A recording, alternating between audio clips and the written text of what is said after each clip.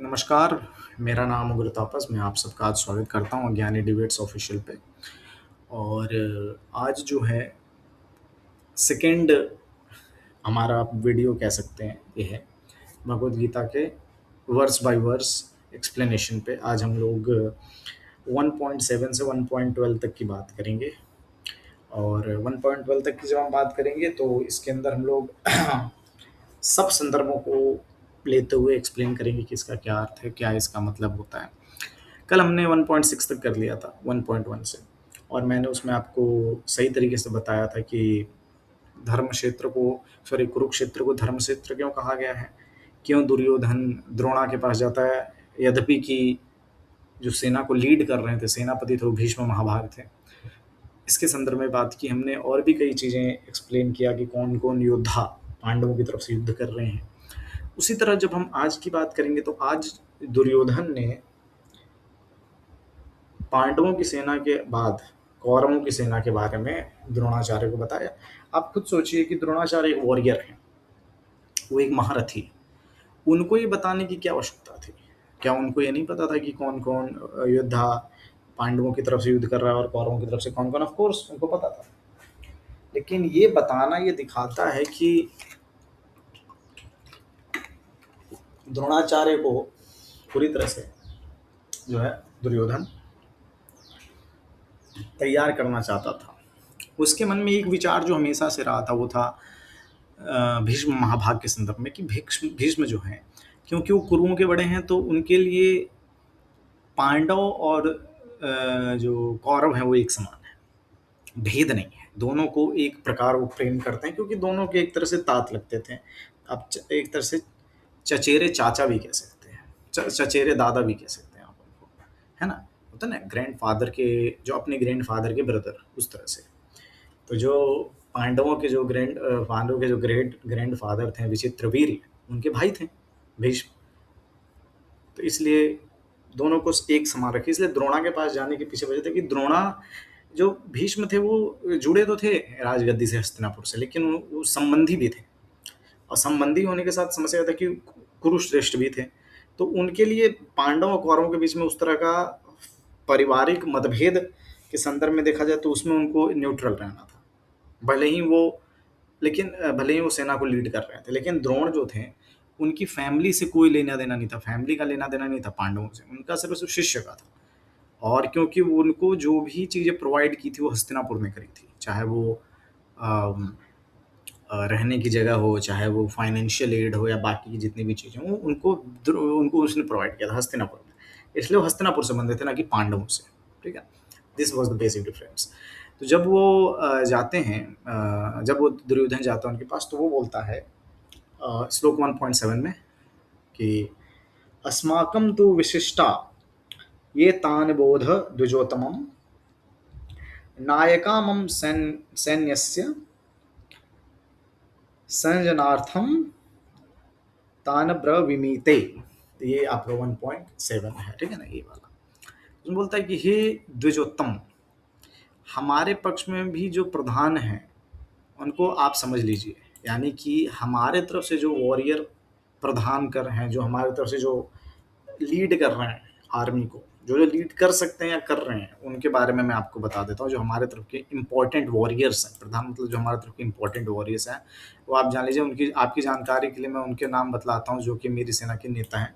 क्या ये पता नहीं था क्या द्रोणा को? ऑफकोर्स उनको पता था, बट वो सिर्फ उनको मैनिपुलेट करना चाहता था। रियलिटी ये थी कि वो सिर्फ उनको मैनिपुलेट करना चाहता था, और मैनिपुलेट करने के लिए उसने ऐसा किया।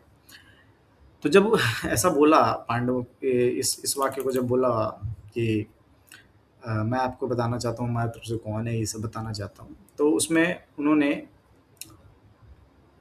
जो है सबकी बारे में आगे बताया 1.8 में। लेकिन यहाँ प्रधान शब्द पे ध्यान देने की जरूरत है। प्रधान शब्द के कई अर्थ हो सकते हैं। एक प्रधान का अर्थ हो सकता है कि जो एक अक्षौहिणी आर्मी को लीड कर रहा है। एक अक्षौहिणी मतलब होता है अप्रोक्सीमेटली 2,18,700 वॉरियर्स, सोल्जर्स। जो 2,18,700 सोल्जर्स को लीड करता था, अक्षौहिणी उसको कहा जाता था। और अक्षौहिणी को लीड करने वाले रथी भी होते, अतिरथी होते थे, महारथी होते थे। ठीक है ना? तो जैसे नीचे भीष्म हैं, अगले श्लोक की बात करेंगे तो उस पर आते हैं। तो अगला श्लोक जो है वह भवान भीष्मश्च कर्णश्च कृपश्च समिति समितिंजय अश्वत्थामा विकर्णश्च सोमदत्तिस्तथैव च। ठीक है ना, ये श्लोक है 1.8। इसमें हिंदी जब अनुवाद करते हैं तो आता है कि आप पितामह भीष्म, आप मतलब द्रोणाचार्य, पितामह भीष्म, कर्ण और रणविजय कृपाचार्य, वैसे ही अश्वत्थामा विकर्ण और सोमदत्त का पुत्र भूरिश्रवा है। ये वॉरियर्स के नेम लेते हैं। आप मतलब कि खुद आप जो हैं, यानी द्रोणाचार्य, पितामह भीष्म, कर्ण और कृपाचार्य जो हैं, जो कि युद्ध में विजयी रहते हैं, वैसे ही अश्वत्थामा भी है। विकर्ण जो कि कर्ण का भाई इनका दुर्योधन का भाई था वो है।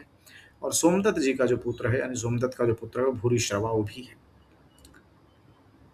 बेसिकली यहाँ दुर्योधन इन वॉरियर्स का नाम लेके वो एक तरह से तुलना करवाना चाहता है कि जिस तरह उस तरफ मत्स्य देश के राजा विराट हैं, धृष्टद्युम्न, दुर्योधन है, द्रुपद हैं, धृष्टद्युम्न है, भीम अर्जुन, उसी तरह हमारे तरफ आप हैं, भीष्म है, पितामह है, भीष्म पितामह है, कर्ण है, कृपाचार्य है, स्वथामा है, विकर्ण है, सोमदत्त के पुत्र भूरिश्रवा है, इत्यादि है।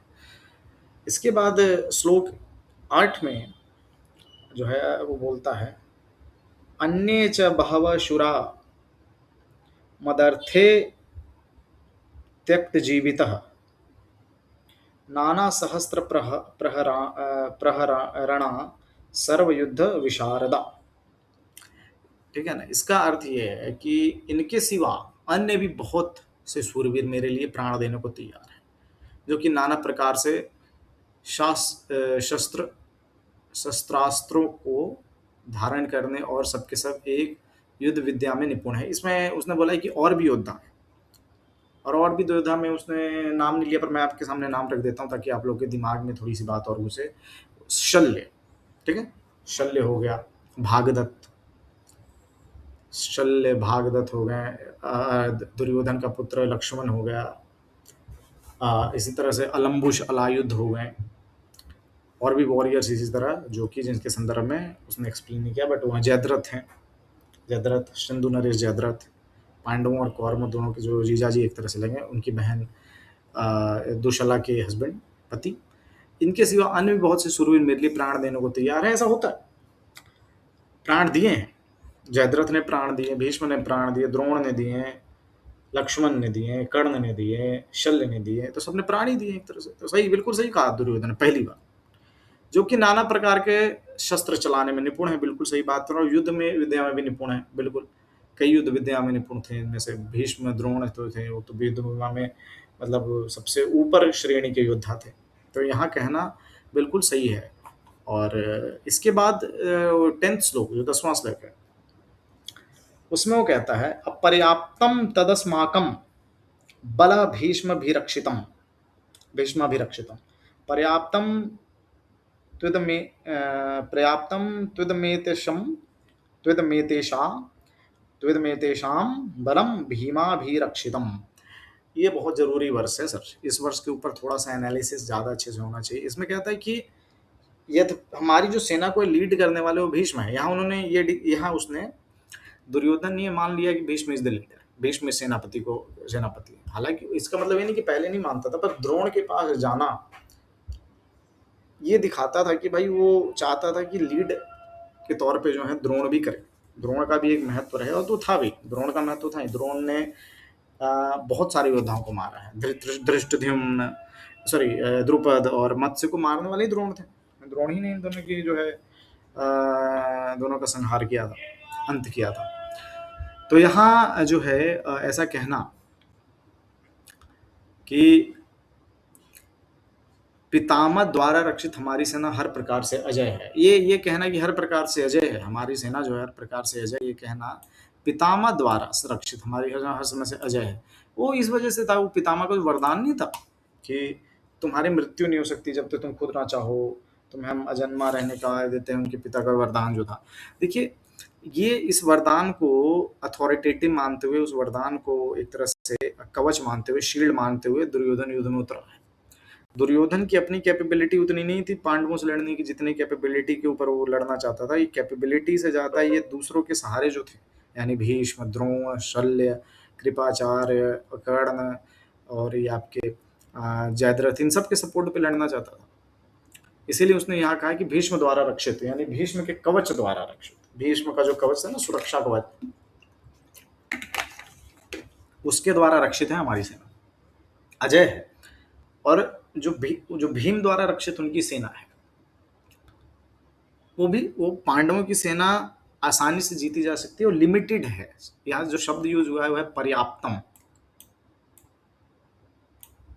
ठीक है ना। और यहाँ अपर्याप्तम, यानी कि दो एक दूसरे के ऑपोजिट्स, एंटोनिम्स है। अपर्याप्तम मतलब लिमिटलेस, लिमिट, अपर्याप्त है और पर्याप्त है, ठीक है ना। और उस सेना को जीती जा सकती है, जो भीम द्वारा जो रक्षित सेना है, ठीक है। ये यहाँ बोलना चाहता है दुर्योधन। इसके बाद हम लोग आते हैं श्लोक नंबर आपके 11 पे।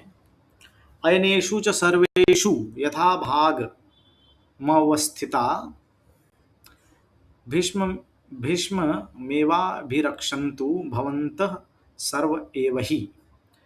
अंत आप लोग सबके सब सभी मोर्चे पर अपनी अपनी जगह डटे हुए केवल पितामह भीष्म की रक्षा करते रहें।